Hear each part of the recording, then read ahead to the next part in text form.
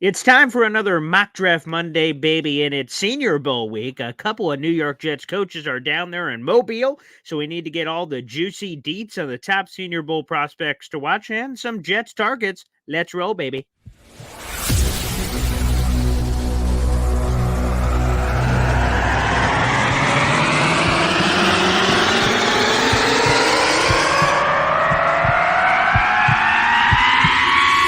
Zoinks! It is unequivocally the Super Bowl for New York Jet fans. Field Yates, baby. Field Gosh darn Yates. Let's bring him on the show. Come on, people. Connor Rogers is joining the show. What's up, Connor? But Trevor Gosh darn Sycamore, baby, for me, personally, my favorite New York Jet of all time. Wow, it's great to be on. What an intro that was right there. Paul, nobody does an intro like you, man. Paul, you give the best intro of literally any podcast that I've ever been. I'm gonna lose my gosh darn bananas.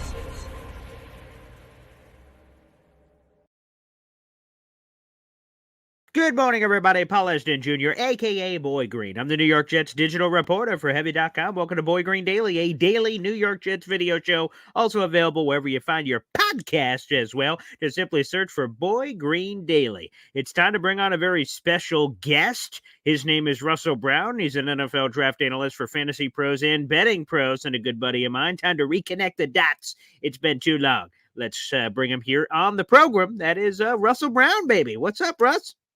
Not much, man. I appreciate you for letting me come back on and talk a little football as always. And just to kind of reiterate the point of some previous guests, you definitely by far give the best intro to any podcast. You are the GOAT, man. You are the GOAT. That's what I'm talking about, baby. That's what I'm talking about. That's what we're shooting for, baby. The Hall of Fame. We're waiting for the bust in Canton, but that's okay. Step-by-step process. We're here in January, so Senior Bowl time, baby. It's the best time of the year. A lot of that Reese's action, which is my favorite candy of choice, plus all the wonderful prospects as well, which is spectacular. But before we get there, Russ, I saw you were on the old Twitter sphere this week, and I wanted to bring up a prospect you were talking about, and that is Carter Warren. You were chatting with old Damian Woody on the old Bird app, and Carter Warren was drafted in the mid-round by the New York Jets. He was supposed to kind of be a swing tackle this year, and he got some opportunities with some injuries and other things to get some action this season, and not really sure where he stands, whether or not he's going to be a starter this year for the Jets or one of the, again, that swing tackle six-man. What is your take on Carter Warren? It seemed like you seem like you're pretty high on that former Pitt product. Yeah, I was. He was a player that ended up being a top 80 player for me in the draft process last year. He was somebody that I had watched the season before, and every single time I watched him, he just popped with athleticism, and he was one of those guys that was really, I felt, technically sound, and he was a guy that had this ability with his hands to consistently be able to move defenders with ease, whether it was in pass pro or in the run. And really the lower body movement from him really stood out. He could transfer his weight from his post foot to his set foot fairly easily. So he just really jumped to me immediately whenever I would watch Pitt tape. So I thought he was a fine player, and I figured he would fall down draft boards just simply because of the injury history there, and a little bit of an older prospect. But I'm really intrigued with him, and I think maybe one of the biggest question marks for the Jets this upcoming offseason is what's going on with the offensive line, right? Like, we know Aaron Rodgers is going to come back, it sounds like, and they've got some pieces there with, Garrett Wilson and obviously Breece Hall, but you got to keep Aaron Rodgers healthy first and foremost, and you got to get it right up front. And I don't know if Mekhi Becton's going to be the guy long-term at left tackle. I don't know if Elijah Vera Tucker is going to be a long-term answer at right tackle or if he moves more so inside to guard. But either way, I think they got Carter Warren who can play as a swing tackle at the next level. So I'll be really intrigued with what they do with him as he continues to get more reps and hopefully more healthy, and maybe he can become a starter down the road for the New York Jets.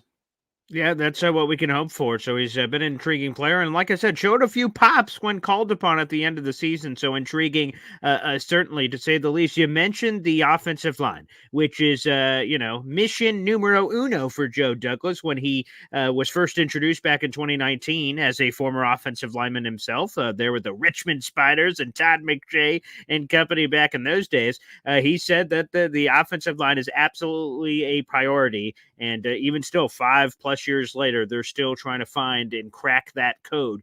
I saw Matt Miller responding to old Jim Nagy, the executive director of the Reese's Senior Bowl. He was talking about all the offensive linemen that are going to be down there in Mobile.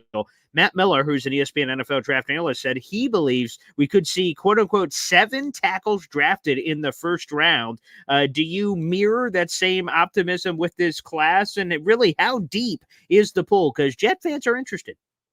Yeah, I think there's definitely an opportunity for at least 6, certainly 7, depending on who you label as an offensive tackle. But, Joe Alt, Olu Fashanu definitely seem like probably the top 2 options at the top of most draft boards when we talk offensive tackle. J.C. Latham from Alabama will certainly be into the fold. He's primarily going to be a right tackle for most teams, and he could really jump Olu Fashanu just simply because Fashanu's 2023 season wasn't as strong as 2022. I still like Fashanu quite a bit, but some teams, it seems like they're maybe a little bit hesitant with him, and so are some other analysts. So we'll kind of see what happens there. But Latham, you have Amarius Mims from Georgia, who he's only got 7 career starts. I'm a little hesitant there, but there's an athletic profile. There's the size. You have Troy Fautanu, Graham Barton from Duke. Those guys might be tweeners, maybe more guards or centers at the next level, but maybe they're offensive tackles. We'll see.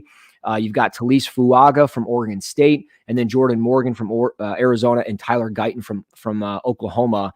So there's a lot of intriguing players. But when we look at the Senior Bowl, we're going to see Fuaga, we're going to see Fautanu from Washington, Barton. We'll see Jordan Morgan, we'll see Tyler Guyton, and we will also see somebody I haven't named from BYU, Kingsley Sumatea, if I'm saying that correctly.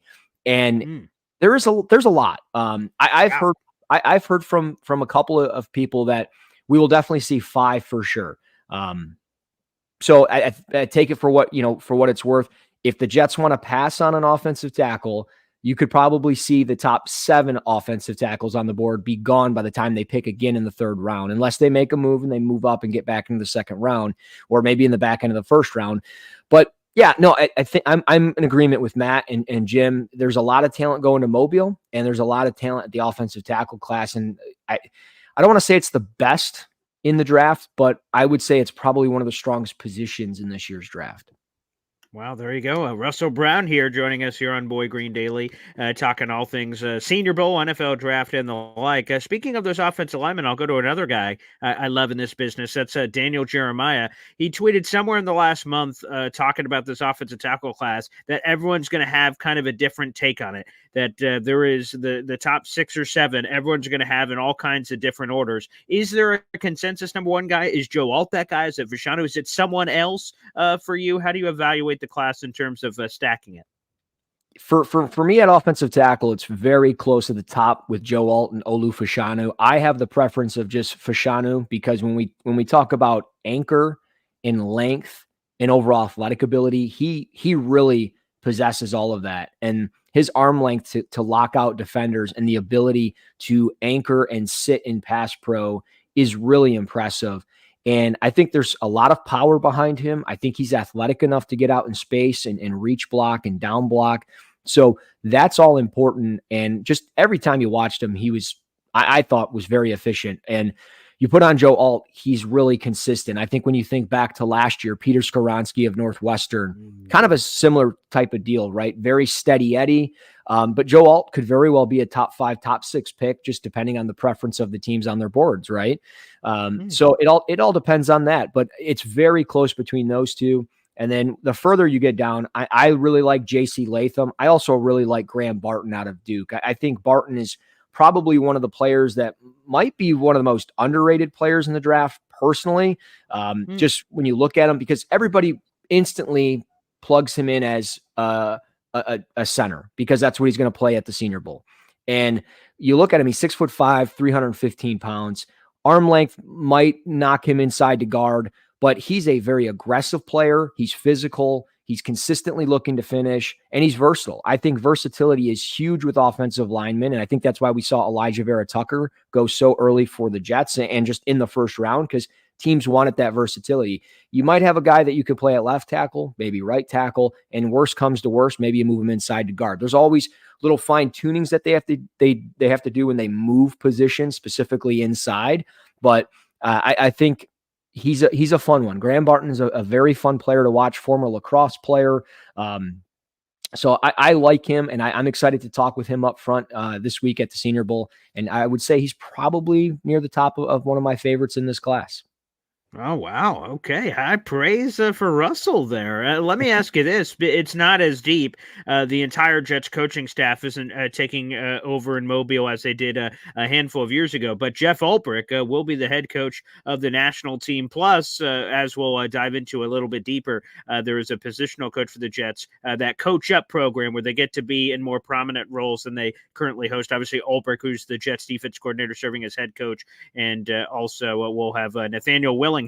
He will also be coaching up the linebackers and edge for the Senior Bowl as well on that national team, which should be pretty exciting. What can you get out of that as a head coach, either in Ulbrich's case and overall seeing a team, or even on the positional level with one of the Jets coaches? What are the benefits to that?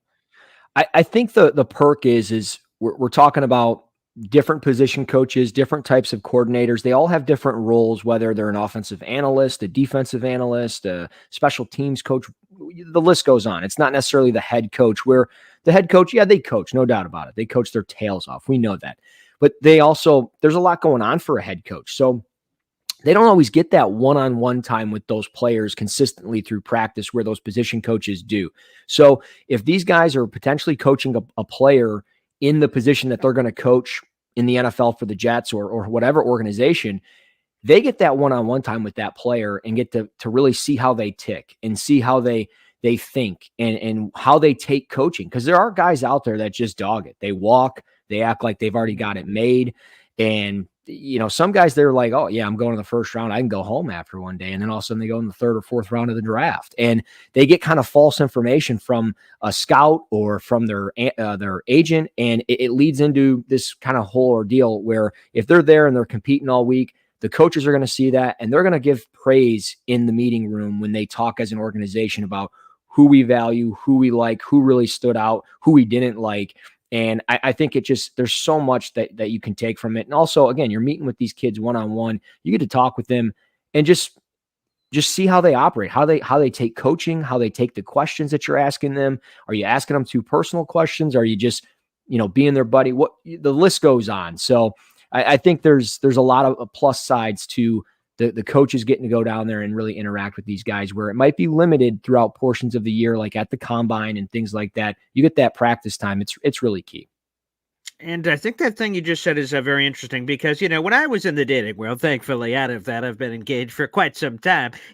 When you have a specified date, Friday night, 6:00, I could dress up. I could pretty myself up and I go on that date and they see the best version of myself. I'm like, and they get this false impression, which must have happened. That's how I captured my fiance. She totally thought I was something else. Then she got trapped and went, geez, what the hell is this? I'm like, sorry, you're stuck now, baby. The ring's on. But, that's what I mean, that you get in those situations where you can kind of, we can kind of pretend for a 2 or 3 hour gap of time. And then you think you have a perception of a person. You go down there to Mobile. You're there for a week. You're hanging out with them at mealtime. You're seeing how they interact with staffers, coaches, people, fans, everything. All of a sudden, it feels like it's harder to fake it for that period of time. Like it's hard.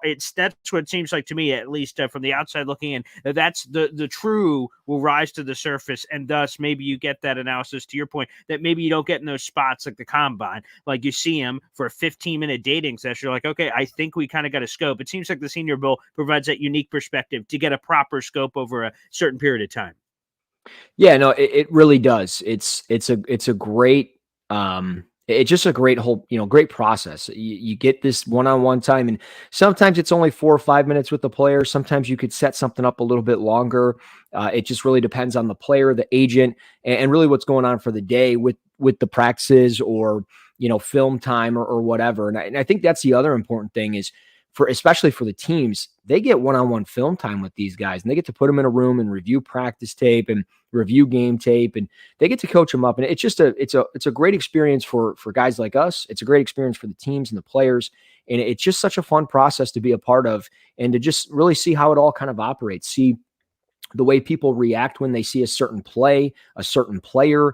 A few years back, we used to be able to go to the weigh-in. So it was kind of awkward, right? You'd see the guys with just like no shirt on and just in their underwear stepping on the scale was a little awkward. And everybody's like, oh, look at that guy. And you're like, wait, that's kind of weird. But at the same time, you're like, these guys, you can see like that they take pride in their bodies and their craft. And you can just see how massive of a human being that they are and how really talented they are as a player. And I think, a few years back, one of the things I remember was just, I can't remember the exact player. I want to say it was Josh Uche from Michigan. Yes, and he Michigan, right. Yeah, he went to New England.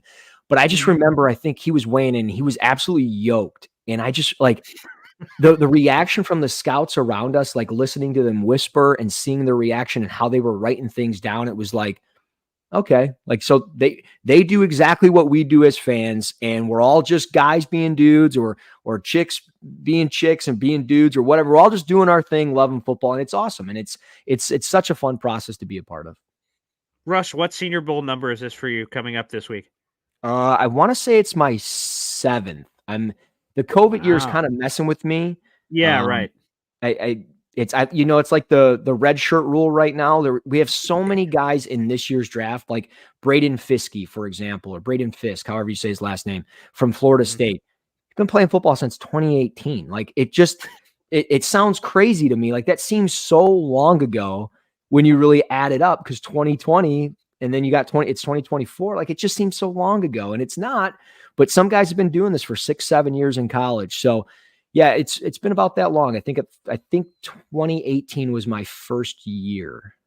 Wow. Whatever Mayfield and Josh Allen year, whatever that one was, 2018. Yes, that is 18. That is correct. Then your timing and dates are forever, because that was the Sam Darnold year for the New York Jets in that draft class. So yes. But to be honest, everybody thought Sam was going to be something. That's true. I mean, yeah, it just wasn't the right fit. And maybe he figures it out like Geno did, which maybe that's a Jets curse. I don't know. I'm sorry, guys. I didn't mean to bring it up. I didn't mean to bring up bad stuff. I'm here for the good stuff. I appreciate that. And yeah, it's interesting. I saw on ESPN actually, just speaking of that, like weirdness, there's like some Miami like tight end or something who got his 9th year of eligibility. His recruiting class was 2016, and they were talking about like Justin Herbert and guys like that. And not only has Herbert been in the NFL, but he's already been in long enough to get his long-term deal. So it just shows you again that we're in this crazy world right now where COVID and medical records and all the other rules and regulations where it can kind of expand these careers. And I always go to the Tommy Boy line, like, what are you going to school to be a doctor? Like, how long are you people here, for Pete's sake? But it is a lot of fun. So I want to ask you about that process. So as you're getting all these years under your belt, when you're heading down to the Senior Bowl and practices and interviews and all these things, what are you hoping to get out of it? What is like on your to-do list when you get to the Senior Bowl of things that you want to accomplish or do or gain from the experience? Well, I mean, obviously I want to bump elbows with people that, maybe we can make something happen in that regard. That's always key. Sure. But at the same time, it's just the being around football. Football is something I'm incredibly passionate about. It's first thing like I remember in life. You know what I mean? Like it's the first thing. And being able to be around it and being around some of the best people in the world that cover it and analyze it, like myself and you, and then just being around the teams and the scouts and the coaches. And like last year I was on the field, I was standing next to Brian Flores. Like how cool is that? Like it's just a cool experience. But then just to gain like personally and professionally, getting to talk with these players and just seeing how much work they put into being the absolute best. I'm a film junkie. I love breaking down tape. So I like to ask them the tape questions. What do you look for? That way I can get better when I'm analyzing certain players. And like just doing that. And like with time, I'm getting to a point now where it's like you put on like a player like Byron Murphy from Texas, and you go like 10, 15 plays in, and you can instantly see that this guy's got something about him that makes him special. Now I get to go see him up close and personal, and I want to see if that really captures from the film onto the field. And I think that's all that we're all trying to do. And we're all just trying to make it in the business. And I think that's the big thing is we're all trying to make it in this business, and being able to go down there and just have this experience and talk football and again, be around some impactful people. That's what it's all about. I just love football, man. Yeah, and I think that's something that both me and you, and of course all of our viewers right now and listeners, can vibe with. They're like, "Yeah, we are psychopaths. We are addicts to the football sport, Yeah. baby, and we can't get enough of it." I guess that's why there's a friggin' daily show of doing this. And Mhm. outside of offensive line play, which is obviously something the New York Jets are going to be focusing on, wide receiver is another one. And wow, the track record, obviously in Mobile. Puka Nakua, Tank Dell, Jaden Reed, Rashee Rice were among the guys that were there last year. So I guess I'll ask you the poor man softball question. Where is our next Puka Nakua? Where's our next Jaden Reed? Where are all these guys this year? Because it looks like another talented crop of dudes being down there as pass catchers. Yeah, I mean, it's a pretty good group this year. I'll be really curious how it pans out. I would definitely keep tabs on a couple of names here. Jacob Cowing from Arizona would be the first one. The guy's got some speed to his game. He's got the deep threat ability, and he transferred to Arizona, and he's just been a solid addition to that program. And one-on-ones is going to be really crucial for him from a route running perspective. And if he can really get cooking in that, and really just throughout the portions of practice, show that route running. We all want to see guys throttle down, break in, break out, the snap in their routes. You know, you don't want to see a guy that's like, they break it down, they throttle down, and then all of a sudden, like everything's rounded or it's, long in all their routes. It just takes forever to break. It's one of those where you want to see quick and efficient and fluidity. And I think Cowing can really do that. Another one is the actual son of Jerry Rice, Brendan Rice from USC. Watched a game of him this past week, and fun player, just a really fun player. He did a really good job with like out routes and dig routes and even a couple of deep post routes that really, really impressed me on tape through the game that I watched. And I'm excited to see him up close because, again, we're talking about Jerry Rice's son. Like, we all know how historic and awesome that is. And let's see if the apple falls from the tree, right? Lad McConkey from Georgia might be the best route runner there. He might be with Graham Barton as one of the most underrated players that's going to be there. He's going to really stand out in a lot of different ways. And he's a fun player. Probably he's going to pull that Hunter Renfrow comparison. But when you watch him run routes, man, he is silky smooth. And I think the route running ability is really going to stand out. So those are going to be some deeper guys, guys that maybe have some first round potential. I would say Xavier Leggett from South Carolina, kind of a big, bulky receiver that has 50-50 skills, really good body control, but he's also got some speed to match. And we mentioned route running, snap, and how the fluidity looks in some of these routes. That'll be really crucial for him because you just don't want another 50-50 guy. Those guys succeed in the NFL. They can certainly go in the first round, but they kind of feel like dime a dozen. So if he can throw some route running ability there, I think he can make himself some money this week. Well, that's certainly making me feel old. Like Jerry Rice's son, Marvin Harrison's son, Frank Gore's got a son. Like all the like Frank Gore Jr.'s. Yeah, that's basically what it means. As I look in the mirror, I'm just like, I'm saying, oh, is that another Silver? And then dude, prospect all list. the time. Yeah, I'm adding them in. I'm a hat guy, and for good reason. I'm like sand under here. It's just happening. It's part of the process. Let me ask you about another guy, quarterbacks. Now the Jets have their guy in QB1 and Aaron Rodgers, but there's no real future here at the position. Zach Wilson, the Jets are expected to move on from, which would leave no one under contract for the New York Jets. So developmental guys and things that nature to take a dart throw on are interesting. And Michael Penix is a guy that a lot of Jet fans are kind of drooling all over during the college football playoff. But I heard Bruce Feldman join the Rich Eisen show this past week, and he said, I've had some people who say Michael Penix could be a first-round pick. And he said, I've had other people who say it could go undrafted. And Rich Eisen was like, undrafted? He's like, yeah, the questionable medical history of Michael Penix is going to scare off a lot of teams. What's your thoughts on him? He's going to be down there at Mobile with a bunch of talented quarterbacks for the Senior Bowl. I like Michael Penix just simply because of the sample size these past 2 years. I mean, to see a guy transfer, show that he can stay relatively healthy. Sure, he was banged up in the national championship game. We all saw that, and he got hurt during it. But it's one of those where the sample size of the last 2 years is legit. And I think the big thing with him is he can really spin it. He has got all velocity. It's legit. He throws a lot of fastballs, but he's got to throw with more touch moving forward, and he's got to get better when attacking the middle of the field. There are far too many throws where he's got to be outside the numbers or really deep down the field. And I think a lot of that is just to prevent maybe turnovers and things like that. I think that's what teams try to do. I mean, I just remember that with the days of Matthew Stafford during early portions of his career when Jim Caldwell took over. They wanted to throw outside the numbers or deep to Calvin Johnson, so he didn't turn the football over. He's gotten better with it over time, and I think Penix can get better with it over time, but it takes time, and that's the thing. He plays a position that time is kind of against you. You got to come in and step in. So I see the first round potential. You throw in the mobility and operating off script. It's all there. But undrafted, it's probably a little bit of a stretch. I would say probably more so day 2 just because of the injuries.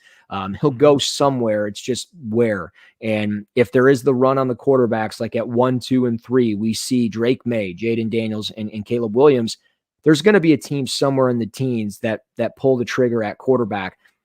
I haven't given it much thought of the Jets at 10, but that would be very interesting. Maybe they trade out of that spot and move back a couple spots, maybe get an additional second-round pick and then pull the trigger on the quarterback. I don't think that would make AR-12 pretty happy with that, but it's one of those where, hey, you never know. I like Penix. I would really keep tabs on Bo Nix, though. I think Bo Nix has got the opportunity to make some money this week, show that he's not just kind of a Oregon product of throwing screen passes and behind the line of scrimmage. He's going to be able to throw it deep, outside the numbers, throw with some touch. And he's also got some decent mobility. And I've heard people like him a lot more than probably other people and other teams. So we'll see where everybody kind of values him coming into this week. Well, it should be interesting. Well, Russ, I always love opportunities getting to chat. So safe travels down there to Mobile and enjoy that. And of course, as you can see on the friggin' screen, people, or for people that are listening to the audio, I'm willing to be a translator, a converter of sorts at Russ. RUSS NFL Draft. Just that easy, baby. Hit the follow button. Get this brother to 10,000 followers. For Pete's sake, he's been on the precipice. He's been on the edge. Let's get this over the top. Let's push his pile into the end zone, baby, and show the support and love for Russell. You're one of the best in the business, brother. I appreciate it, man. And, it's weird. I normally, I'm in draft mode. It's what I get paid to do, but it's one of those where it's like, the Lions have been just still playing football somehow, and I'm a Lions fan for people out there. I covered them on the Lions Wire as well. They're playing the longest football season of my life, and I don't know how to take that, and I'm going to be in Mobile watching them in the NFC Championship game tomorrow, and I don't know how to react to that because it is the craziest thing in the world. But I appreciate you for letting me come on and always being able to do this. I look forward to our radio stuff that we're going to do down the road here, as we always do. So I appreciate it, and let's go Jets, baby. Yeah, can't wait. Thanks, everybody, for tuning in, and we'll see you next time. Take care.